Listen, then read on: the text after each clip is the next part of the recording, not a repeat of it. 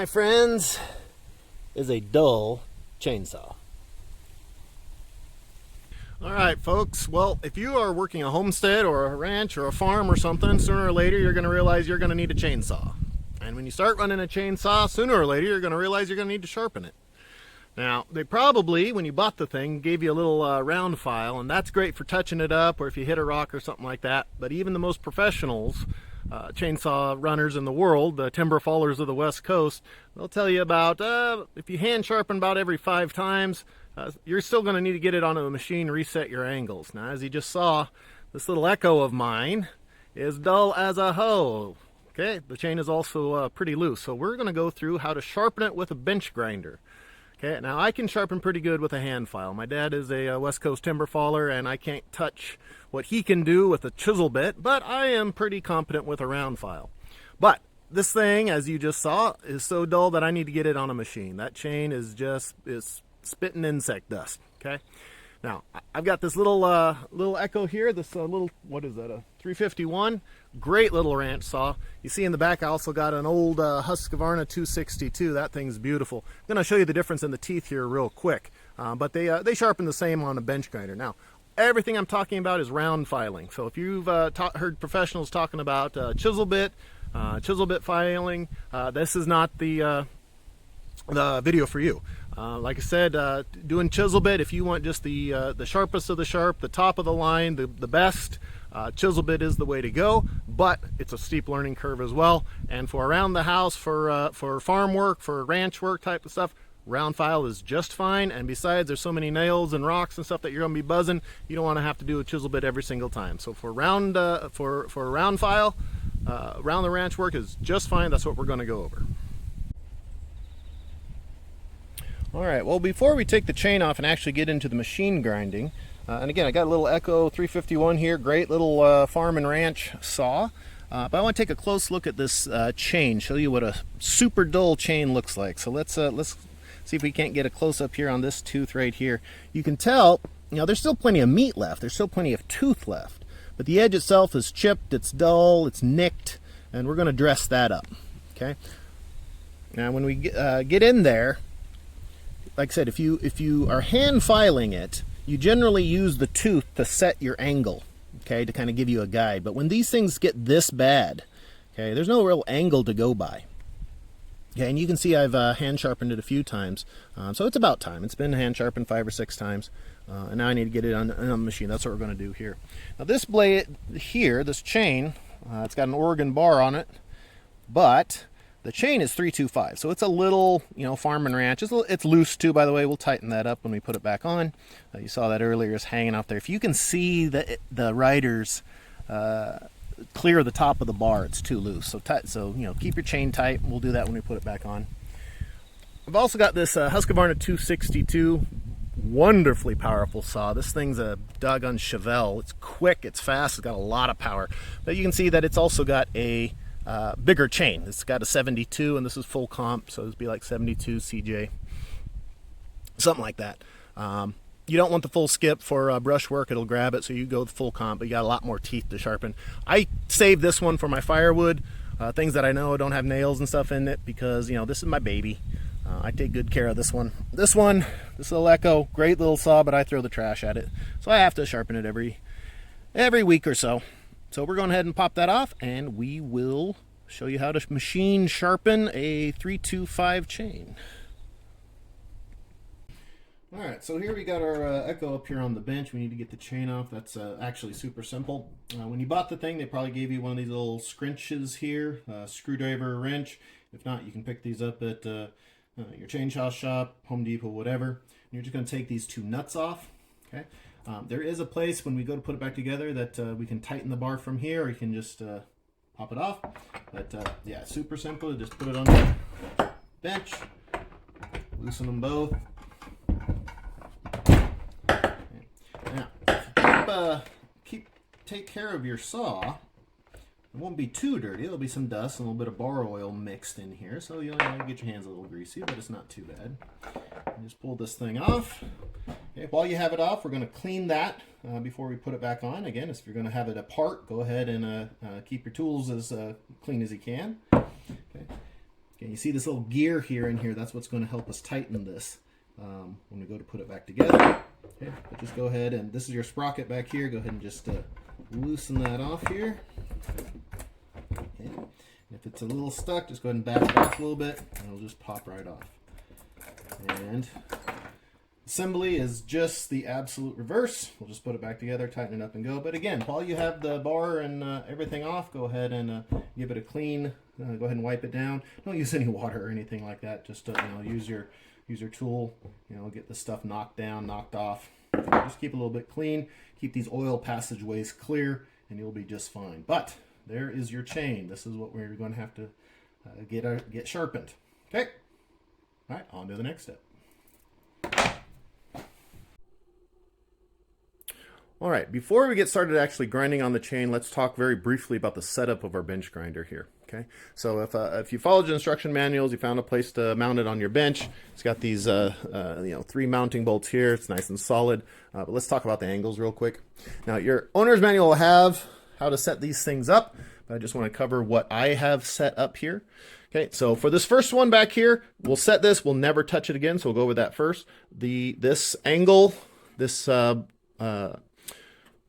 grip back here, this knob back here controls the tilt of the grinding wheel. Okay, I have it set at 55 right here. Okay, you could go up to 60. Your tooth will be a little bit thicker, will hold its edge a bit longer, but won't be quite as sharp. You can come down here to 50. It'll lose its edge slightly faster, but be a little bit sharper. I split the difference at 55. Okay, once you have that, you will never touch that again, and you can forget about it. Okay, the other 2 angles, you actually touch and manipulate every single chain sharp. Okay, so let me loosen this up a bit. For 325, okay, for the right-handed cutters, you set it this way, and you're going to be grinding like this, right? And we'll set that up here in a second. I like to use 30. You can use 35. Get a close-up here, 30, 35. I don't know why I use 30 instead of 35 or even 25. Just what I've always used. Don't mess with the shallow angles here. That's for like ripping chain and specialty carving chains. Okay, don't worry about that.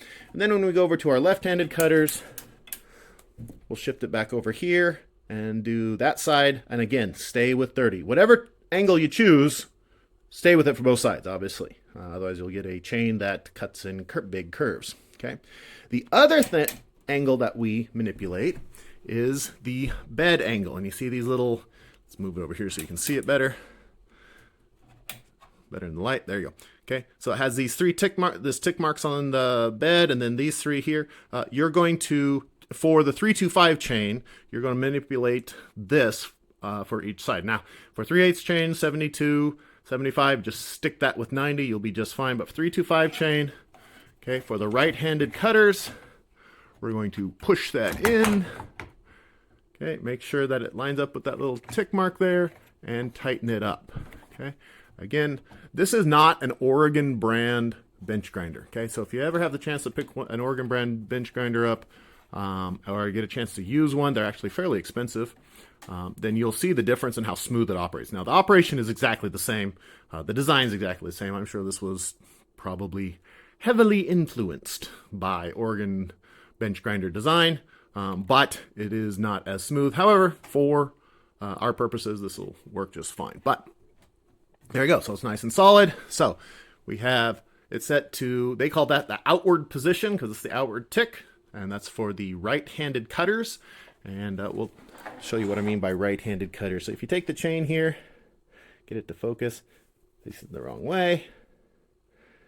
Okay, here's a dull tooth. Okay, but you can see that the leading point is on the right side there. So the kerf for this tooth is on the right side. That is a right-sided cutter. Then you come up here to the next tooth. Where'd it go? Okay, there you go. Okay, and it's the exact opposite. The point up there is on the left side, and that is a left-handed cutter. Now, I don't have a whole lot of sharps left on this chain. Okay, that's getting kind of small there. And you can see which side I favor when I'm hand sharpening. There's quite a bit of meat on the right side, not a lot on the left side. That's just because of how I hand sharpen. Okay, when you use a bench grinder, you reset all the angles and should take about as much. Okay, so that's how you set that up. Okay, again, there's 3 angles that you worry about. These 2 here that you manipulate based on which side of the chain you're using. Okay, that's your side to side here, and then your tilt of the bed.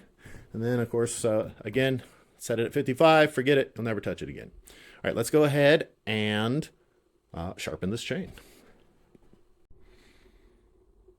All right, so we are ready to actually sharpen our chain. Now, we've got our angles, we got our 30 degree here, we have it tilted in, or the outward position right here, and we are ready to start. Now, forgive me a little bit. I'm doing this one-handed, so it might look a little awkward, but it's actually pretty easy. Switch my hands here. Okay, make sure the cutters are going to the right. That'll be obvious when you try to get your grinder down in there. All right, so we are doing the right-hand side first.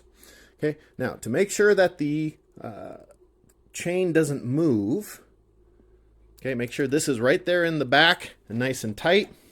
Okay, tighten that up, and then go ahead and lock in the chain. Okay, double check your angles.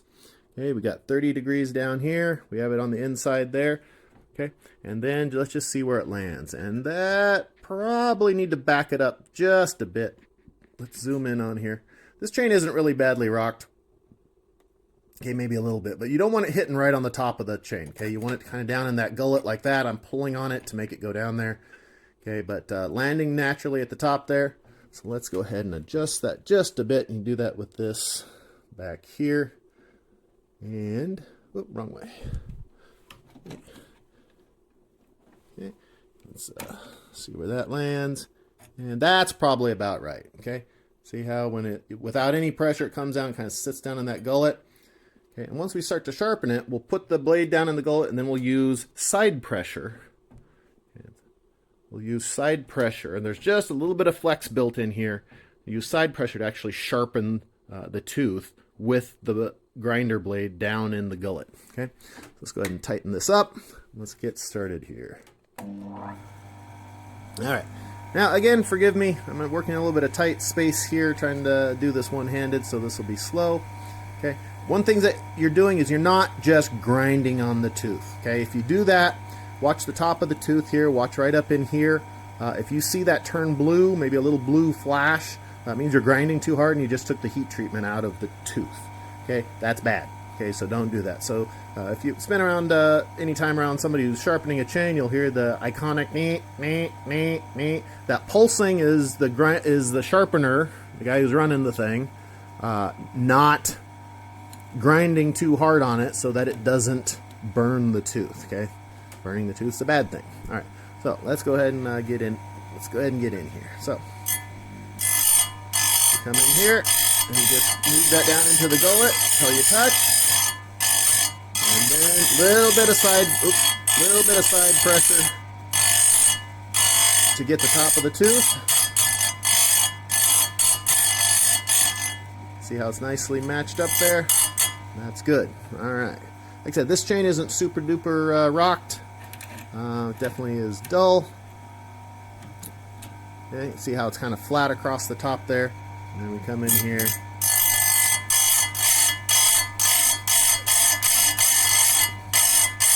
There you go. Now, this off-brand Oregon, this not Oregon grinder, okay, doesn't hold the chain quite as tight as I like it to. However, as we use this thing, it should kind of work itself into it. This is a fairly brand new machine. Okay. All right, this one's a little bit rock, not too bad, but we need to reset that angle. Come here, just touch it up. Now this chain is pretty well used. Okay, I probably won't sharpen this thing again.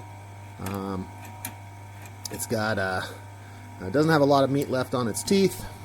Okay, like I said earlier, this is the chain, the saw that I throw my junk at. So it gets a lot of rocks, it gets a lot of nails, it gets a lot of dirt and debris. Okay, so I kind of, this chain's not in great shape. Now the chain on my 262, my Husky 262, that thing's lasted forever because I make sure I only throw good clear wood at it. Right. There you go, that pulsing grind there. Now one thing about sharpening a chain or sharpening a knife or an axe or fishing or hunting or anything else. But one thing I've noticed is everybody has their own way of doing it when it comes down to the subtleties of the craft, and everybody else is wrong. So, if you see something that's out of whack here, that's not, you learned it a different way, you see it a different way, or you just have a suggestion, please let me know in the comments. One of the reasons I like to think I'm actually fairly good at sharpening a chain is I listen. Learn from anybody. Now, I've been sharpening chains either by hand or on a bench grinder since, I guess right around 32, 35 years. Started when I was in my young teens, so I like to think I know what I'm doing.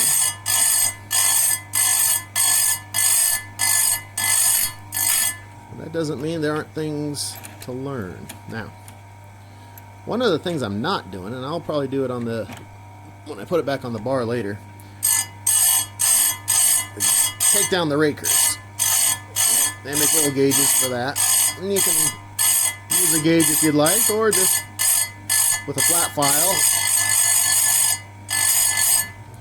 take down these rakers a little bit. I haven't touched these rakers on this chain. Hasn't seemed to really need it, but I might take a few swipes off it this time.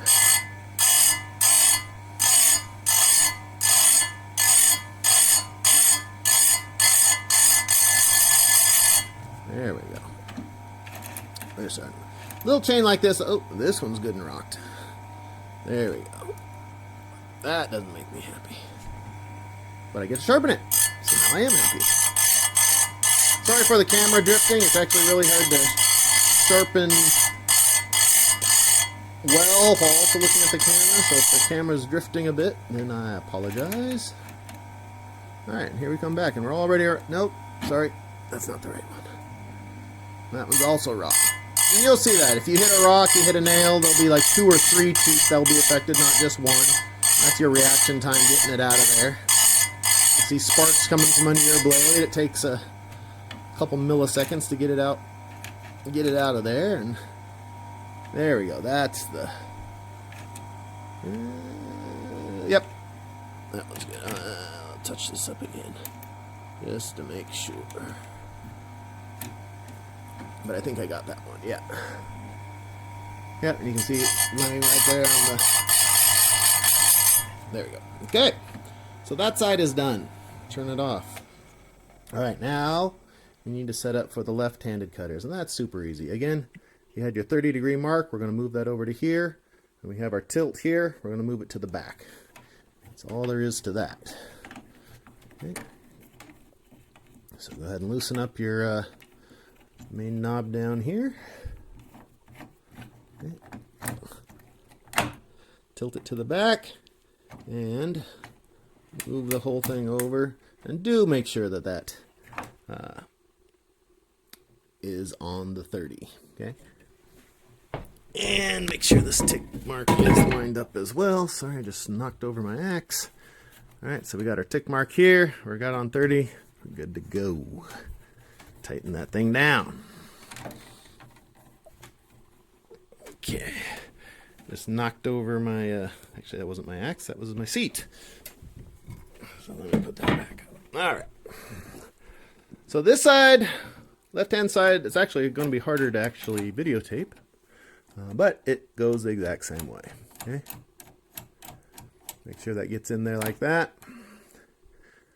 Now, I don't know how well this is going to record on the tape because it's all kind of hidden back there, but let's give it a shot. Alright, we double check. Always double check.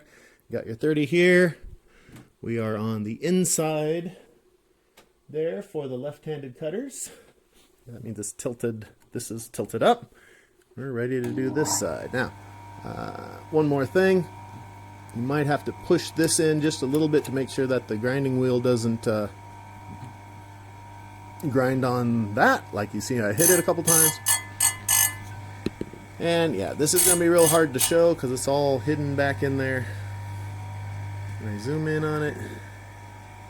Not really. Alright, so Once you have it set up, this goes exactly the same as the right-handed cutters, and you just move your way on through that. Now, I can't really get in there and actually show what I'm doing because it's just such a tight space, this camera doesn't see it, but it's exactly the same as the right-handed cutters.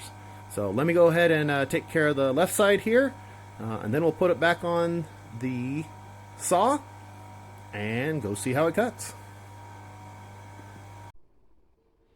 All right, now before I put this thing back together, I want to give you as best of a close-up of this tooth as I can. And you know, this isn't a close-up camera or anything, so I apologize, but if you get the light on, there you go. See that gleam? Okay, nice and clean. Okay, stone got the top surface and the side surface. That tells you that it's good.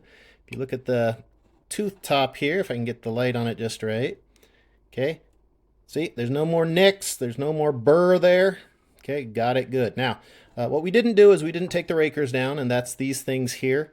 If your chain starts feeling like you think it's sharp, but it's just not cutting, it's kind of smooth, you can knock those down, give a few swipes of a file while it's on the bar. They make gauges for it to make sure that it's correct, but we're not going to do that this time because it's so simple.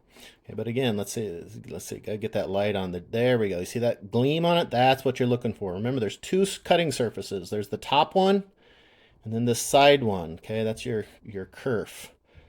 Okay, and looks to me like we did a good job here. Look at that one. See that gleam on there? Nice and shiny. Got the shiny.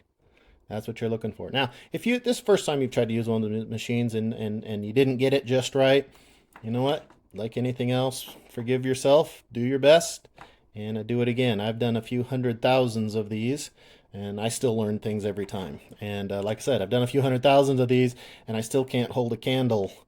Okay, I can hold a candle, but I'm still not as good as my dad can do by hand because he's been doing it his whole life. I get pretty close, but he definitely still has the edge on me, and that pun was totally intended. All right, let's get it back on the saw.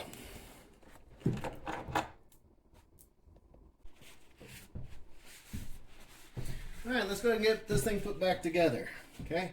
And like I said before when we were taking it apart, take this opportunity to just kind of wipe things down, keep things a little bit clean, okay? But you also see I'm not taking a brush to it. If you have air, go ahead and blow it out. I will say that your bar oil comes through this little groove right here, okay, through the little grooves.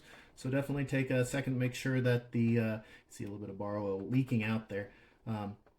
Make sure you keep those grooves clean, okay? But this isn't surgery, right? You don't have to worry about it too much. Okay. Again, this Echo bar has a tightener built into it, so we don't have to do it manually. I'm not the biggest fan of those. It's kind of one more thing to go wrong, but when it's working, it's fine. Okay. Set your bar here, all the way back.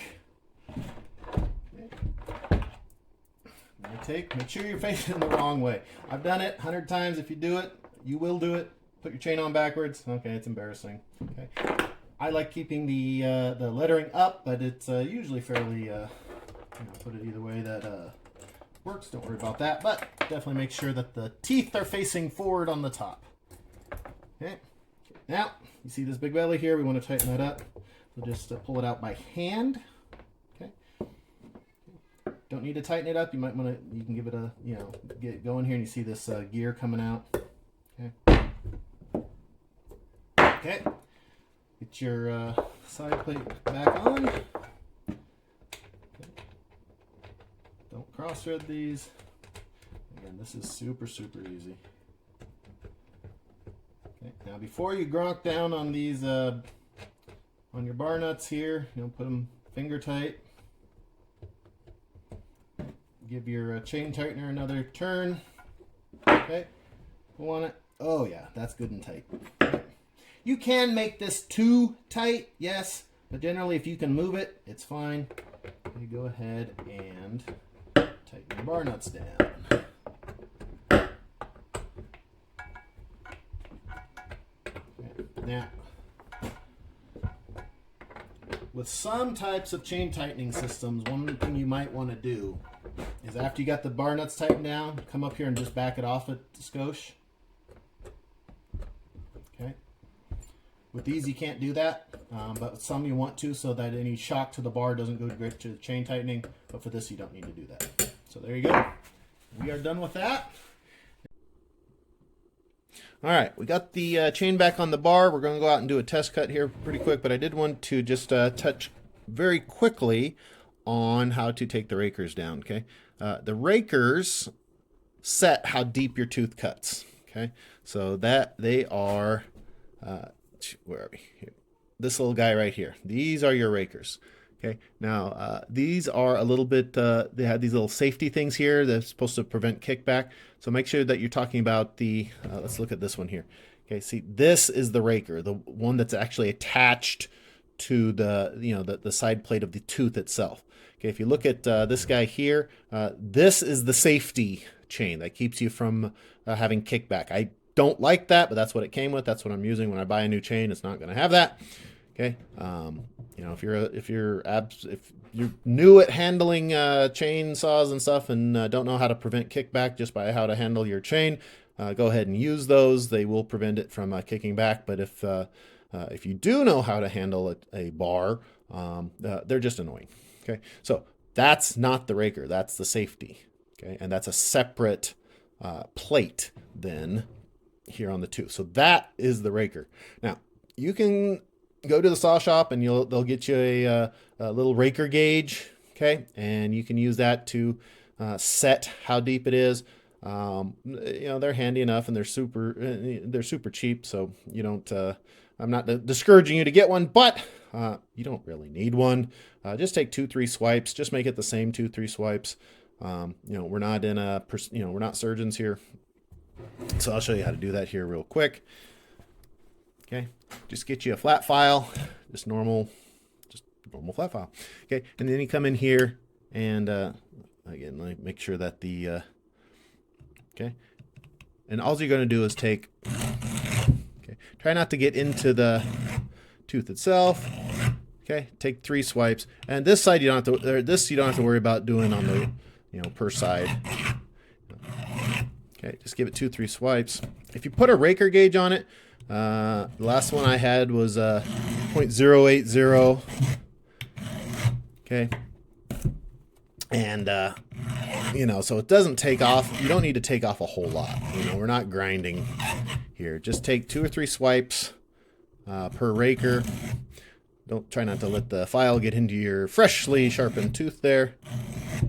Okay. And just take a few swipes off. Okay.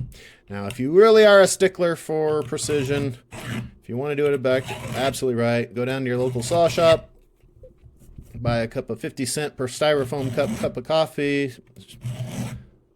Pass the time with some of the loggers there, and buy yourself a raker gauge. It's like I said, they're like $10 or something, if that. Okay. Now, if this looks like it's slightly awkward, it's because I'm trying to do this around the camera here. So, if it wasn't for the camera, it's not nearly as awkward. Just take 2 or 3 swipes per raker. You want it to be flat, but don't worry about it too much. Okay, these things are not cutting, so you don't have to worry about it. The angle. You're just taking a little off the top so that your tooth bites a little deeper. Okay. Now, if you go out there and your chain is too grabby, okay, that's because you took too much off. So you might have to hold the chain back a little bit until the chain wears down, and next time don't take so much off. Okay. Like anything else, it's a learning process. Okay. I'm using my thumb down there as kind of a guide to help keep the file from going into the tooth. I'm not being overly aggressive. Okay, we're not in a chainsaw competition for how fast we can get through a round. We just want to make sure this thing cuts when we want it to cut. And I'm actually drifting a little bit here off camera, so let me get back there. Okay. And no, we're not there yet. So I just apologize for not being able to show you the other side, sharpening the left-hand cutters. You saw the setup to it, but it really is exactly the same as the other side. It's just everything is on the back side there, and so I wasn't able to get the camera to set up properly get in there, but that's okay. It's exactly the same thing. The main thing that you want to do, don't grind on it so hard that you get that color change on the tooth. You don't want to you don't want to lose your heat hardening treatment on your blades, on your fetters. Just go slow, and as long as you have those angles set up and you're watching the top of your tooth, it'll be just fine. So let's go ahead and finish this up.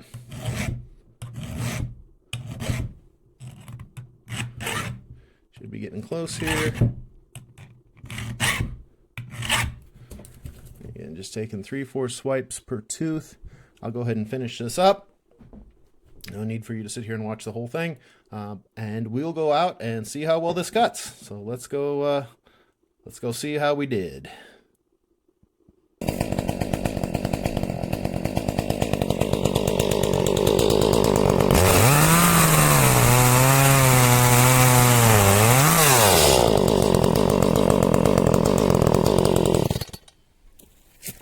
And that, my friends, is a sharp saw. All the difference in the world.